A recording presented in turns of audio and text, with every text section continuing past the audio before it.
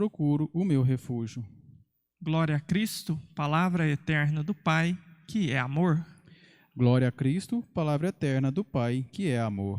Felizes os que observam a palavra do Senhor de reto coração e que produzem muitos frutos, até o fim perseverantes.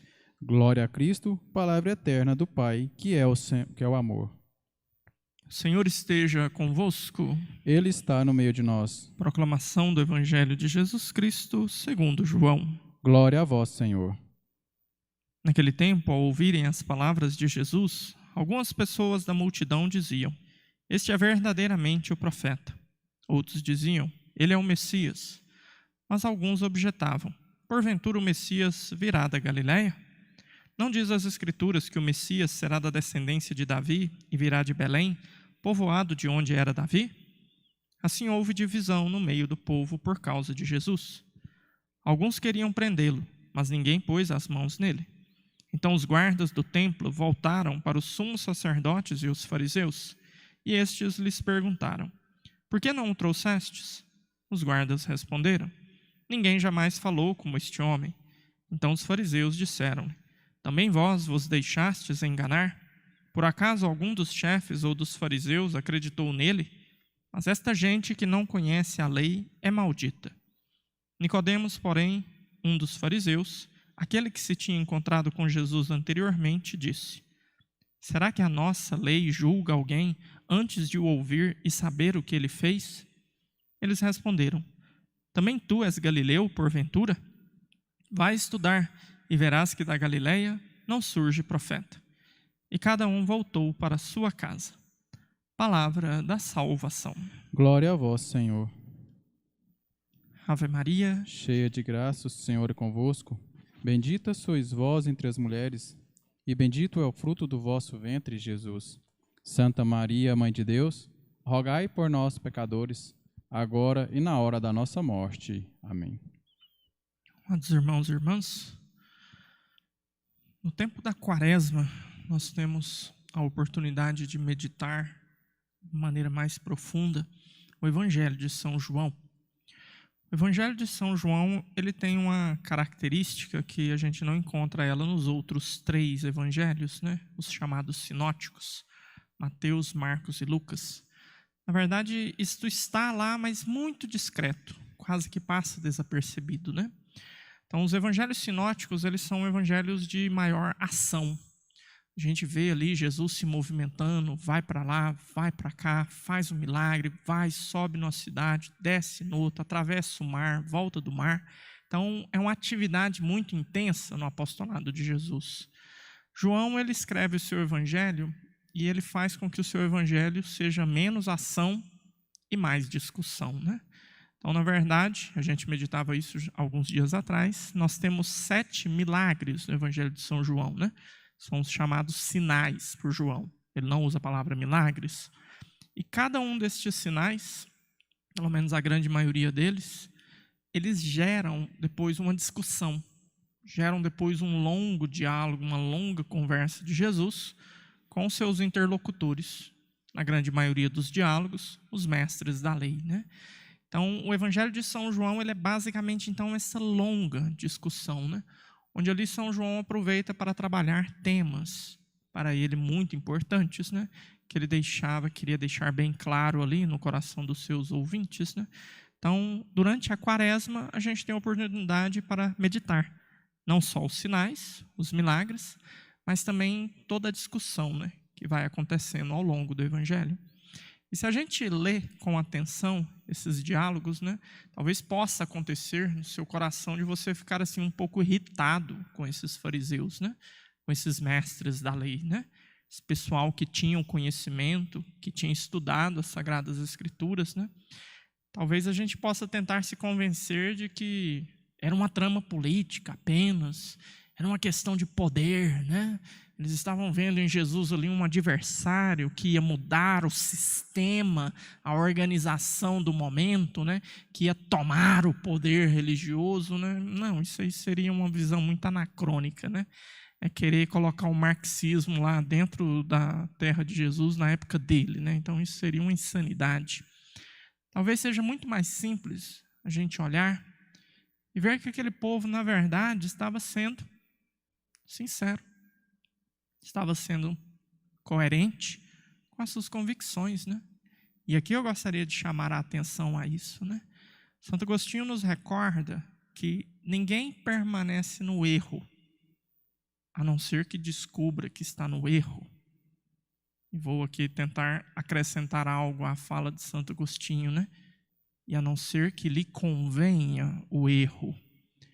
Mas normalmente, uma pessoa ela permanece no erro com convicção até o momento que ela descobre que ela está errada. Uma vez que ela descobre que ela está errada, aí ela geralmente vai tomar decisões e vai sair do erro e volta para a verdade, né?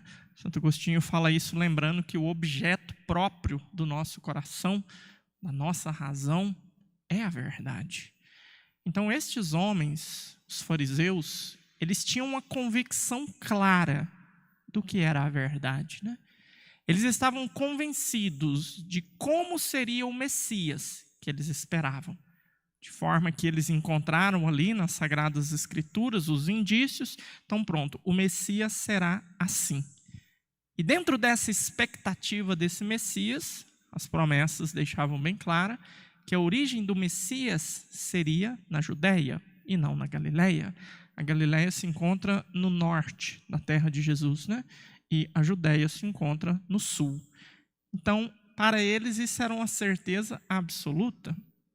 E eles estavam então convencidos dessas verdades. E Jesus chega e Jesus se apresenta de uma forma bastante contraditória com aquela expectativa deles, né? Então, eles queriam um Messias que agisse de uma forma diferente. E aí vem Jesus, come com os pecadores, perdoa, cura, faz milagres. E eles queriam um Messias que viesse de uma forma definitiva. Na verdade, o Messias que eles queriam é o Messias que nós estamos esperando agora. Não a primeira vinda, mas a segunda. Então, Jesus virá novamente, virá de uma forma definitiva para estabelecer plenamente o seu reinado, né? Mas era necessário que ele viesse primeiro para nos salvar. Se naquele tempo ele tivesse vindo de uma forma definitiva, nenhum de nós escaparia, com exceção de nossa Mãe Maria Santíssima. Mas ele vem então para nos redimir, nos preparar, para nos dar a oportunidade de escolhermos a Deus com a liberdade do nosso coração. Então, aqueles homens presos naquelas suas convicções, que sim, estavam erradas, mas na cabeça deles, eles estavam plenos, certos de que aquilo era a verdade, né? E interessante porque o fato do nascimento de Jesus ter acontecido na Judéia, tal qual a profecia dizia, né? O fato dele ter nascido na terra de Belém, na terra de Davi, conforme o pessoal hoje ficava questionando, não, mas o Messias tem que vir de lá. Sim, tudo isso aconteceu. Só que eles ignoravam esses fatos, né? Isso traz para nós também uma grande lição, né? Às vezes nós estamos muito cheios da razão, né? Muitos repletos da nossa verdade, né? Convictos assim de uma certeza inabalável, né? E como nós somos ágeis no julgamento das pessoas, né? Como nós somos rápidos, né? Em convictos da nossa verdade, nós pegarmos esse, crucificarmos esse, pegarmos aquele, já condenarmos este outro, né? Nesse tempo em que nós vivemos, né? Dessa loucura, dessa pandemia, onde a gente vê tanta disparidade nas opiniões, né? Então, meu Deus, né? Como é fácil, né? Como é fácil a gente se sentar e começar a estabelecer a hierarquia das crucifixões, né?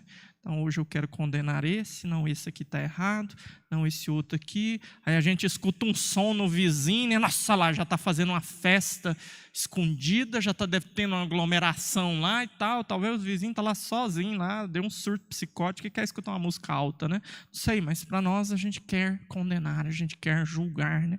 A gente quer deixar os outros certos da nossa verdade, né?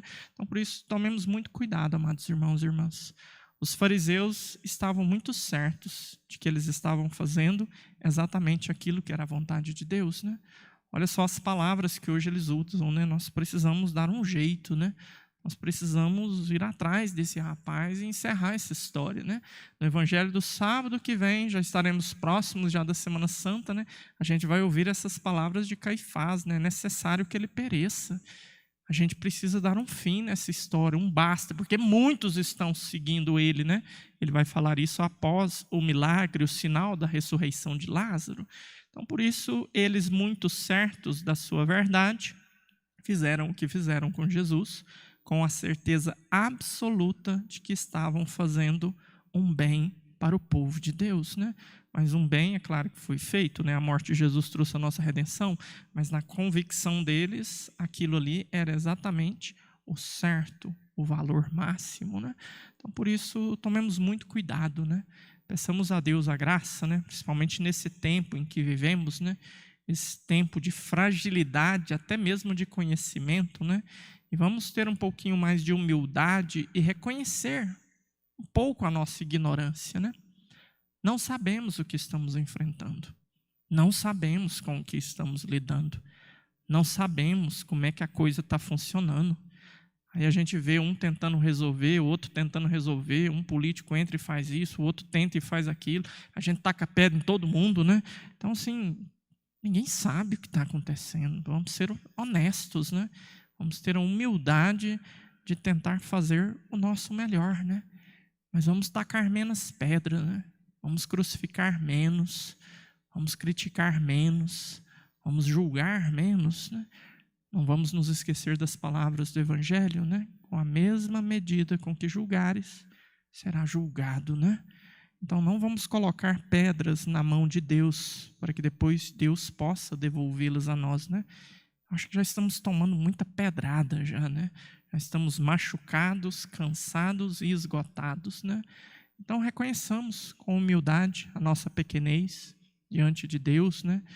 Reconheçamos que não somos absolutos, que não somos detentores assim de todo o conhecimento e de toda a razão, né? Mas reconheçamos aí um pouquinho, né, a nossa insignificância, né? Olhemos para esses fariseus e vejamos quanto mal eles fizeram por conta de uma convicção absoluta de uma verdade que na verdade era uma mentira, né? Faltava ali algumas informações para que eles reconhecessem que estavam no erro, né? Então que Deus nos dê a graça, né, de tocados por todas essas feridas, por todas essas angústias que temos vivido nesses dias, pelo menos, o nosso orgulho seja um pouco mais quebrado, um pouco mais fragmentado, né? Que Deus nos dê a graça aí de, nesses dias, exercitar a humildade, né? De não proclamarmos a nossa opinião como que a nossa opinião fosse a verdade absoluta do universo, né? E, mas por que o povo não faz do jeito que eu estou falando que tem que fazer, porque vai dar certo, né? Não, então, ter um pouquinho mais de humildade, né? Reconhecer que estamos lutando, estamos nos esforçando, os médicos estão lutando, os profissionais da saúde estão lutando, os políticos estão lutando. Seu vizinho que está escutando a música alta talvez está lutando do jeito dele, né? Sei lá, né? Então, vamos tentar fazer aquilo que está no nosso alcance, né? Para tentar superar isso, melhorar isso, né?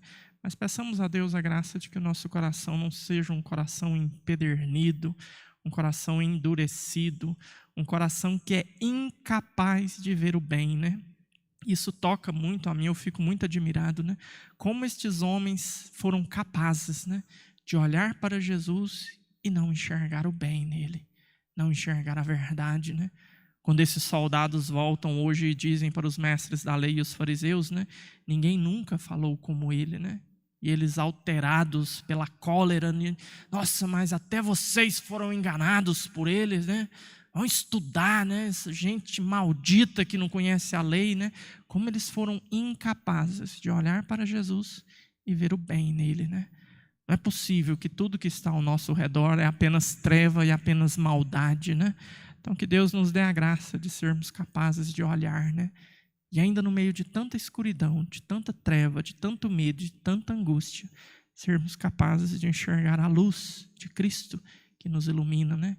Ele que se proclamou como luz, né? Eu sou a luz. Quem me segue não andará nas trevas, né?